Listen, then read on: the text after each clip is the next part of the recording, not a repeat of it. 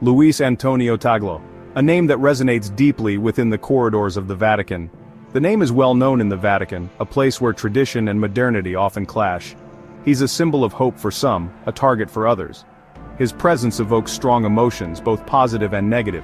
But who is the man behind the red robes? What drives him and what are his core beliefs? Who is this person dealing with the tough mix of faith and power on the world stage? How did he rise to such prominence?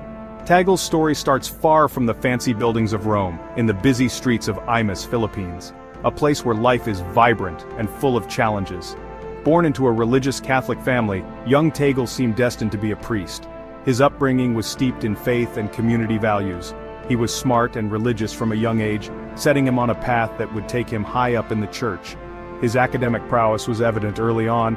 Tagle went to the famous Catholic University of America, where he got his highest degree in religious studies. This was a significant milestone in his journey. He loved learning, and he was also very spiritual. These qualities made him a unique figure in the academic and religious communities. These two things together shaped how he became a leader. His ability to blend intellect with spirituality set him apart. When he came home, he worked as a regular priest, showing kindness and humility to his people. His approach was always hands-on and compassionate. He was a good teacher and religious scholar, so he went to the seminary to teach future priests. His influence began to grow as he shaped young minds. Tagle became even more important when he became the Archbishop of Manila in 2011. This role elevated his status and responsibilities. This put him in the world spotlight. Suddenly he was a figure of global interest, representing the Philippines on the world stage. Manila, a city full of faith and poverty, became his new place to preach.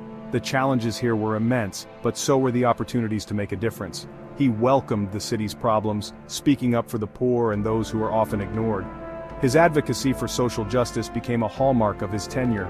His talks, given with his usual warmth and skill, went beyond religion. They touched on social issues, human rights, and the need for compassion in governance. He talked about hope and fairness, and people outside the church listened too. His messages resonated with a broader audience, transcending religious boundaries. When he became a cardinal in 2012, he became one of the most important people in the Catholic Church. This was a recognition of his contributions and potential. Pope Francis saw how good Tagle was with people and how much he cared for the poor. Their shared vision for a compassionate church brought them closer. So, in 2019, the Pope made him the leader of the group that spreads the Catholic faith around the world.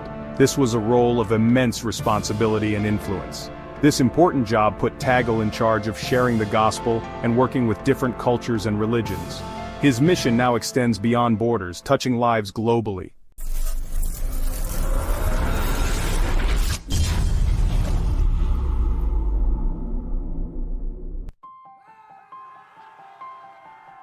Cardinal Tagle isn't famous just because he's smart about religion or good at managing things. He's known for his strong belief in helping others, his true kindness to people in need, and his ability to connect with everyone. This is why he's known as the people's shepherd.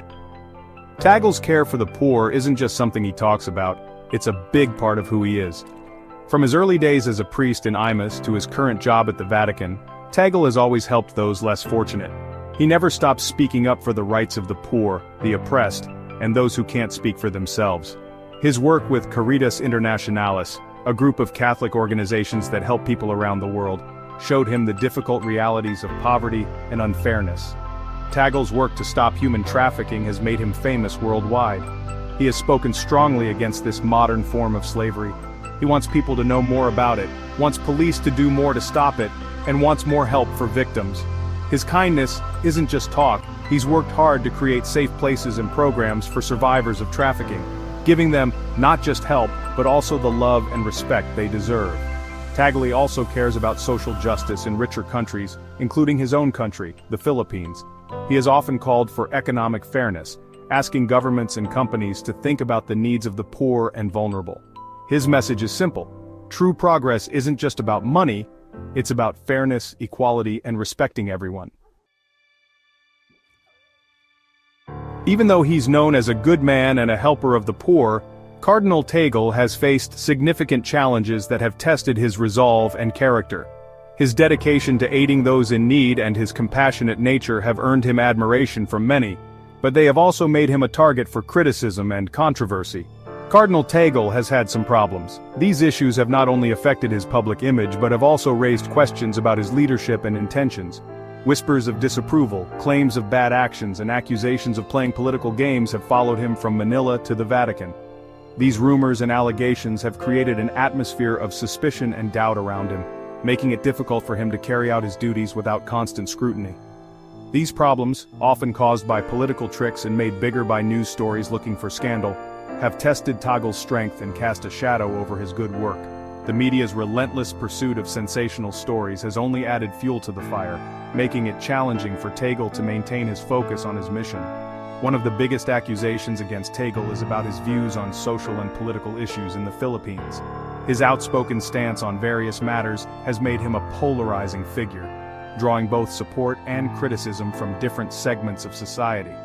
He has openly criticized President Rodrigo Duterte's harsh actions against drug use and has defended human rights.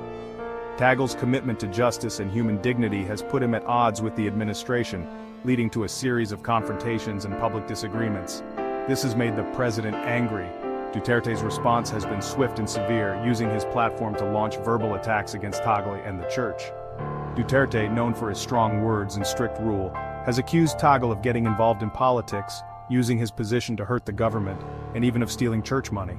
These accusations have been vehemently denied by Tagle and his supporters, but the damage to his reputation has been significant. Tagle and the group of Catholic bishops in the Philippines strongly deny these accusations, but they have still hurt his reputation with some people. The ongoing conflict has created a rift within the community, with some questioning Tagle's motives and others standing firmly by his side. This situation shows how tricky it is to balance faith and politics, to speak up against power, while also dealing with the complicated world of government. The intersection of religion and politics is fraught with challenges, and Tagle's experience highlights the difficulties faced by religious leaders who choose to engage in political discourse. It also shows the deep divides in the Philippines, where loyalty is often more important than facts, and speaking up against the government can be dangerous. The polarized political climate has made it difficult for individuals like Tagle to navigate their roles without facing significant backlash. It also shows the deep divides in the Philippines, where loyalty is often more important than facts, and speaking up against the government can be dangerous. The polarized political climate has made it difficult for individuals like Tagle to navigate their roles without facing significant backlash.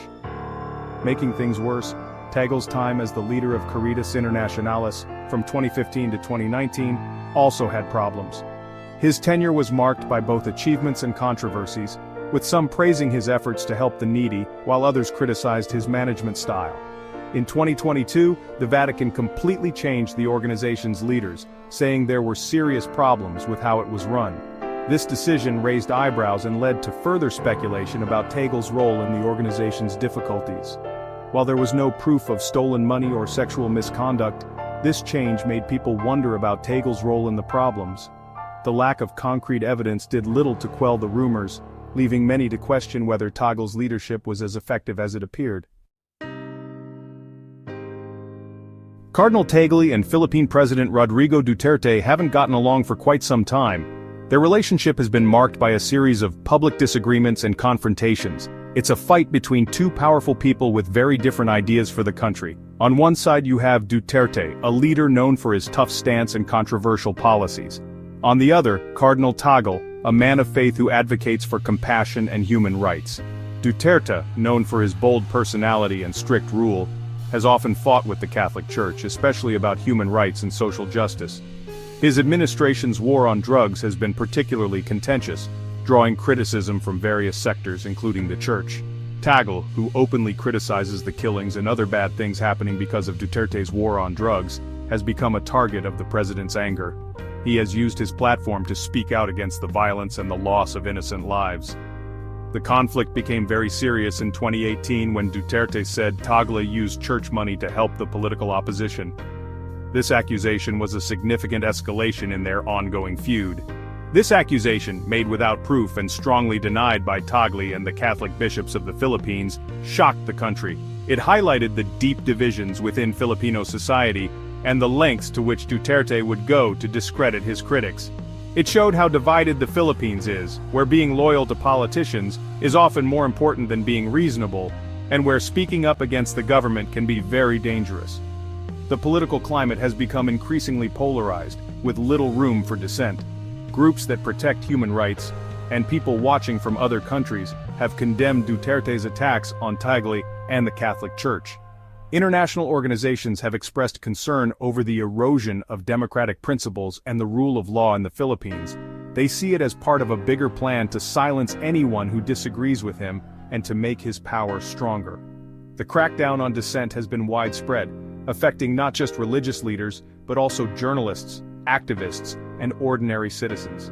The president's words have created a climate of fear, making it dangerous for anyone, even religious leaders, to criticize the government. This atmosphere of intimidation has stifled free speech and made it difficult for people to express their views openly. Even with the threats and accusations, Tagle hasn't stopped speaking up. He remains a vocal advocate for justice and human rights, undeterred by the risks involved. He continues to talk against unfairness and abuses of human rights. His unwavering commitment to these principles has earned him both admiration and animosity. He urges Filipinos to respect everyone, no matter their political beliefs or social status. Tagle's message of unity and compassion stands in stark contrast to the divisive rhetoric often employed by Duterte. His bravery and strong faith have made him a symbol of hope for many Filipinos who want a fairer and kinder society. Tagle's influence extends beyond the church, inspiring people from all walks of life to stand up for what is right. The fight between Tagle and Duterte is more than just a disagreement between two men. It's a small example of the bigger fight between strict rule and democracy, between a culture of fear and a culture of respect for human rights. This ongoing struggle will shape the future of the Philippines and determine the kind of society it will become.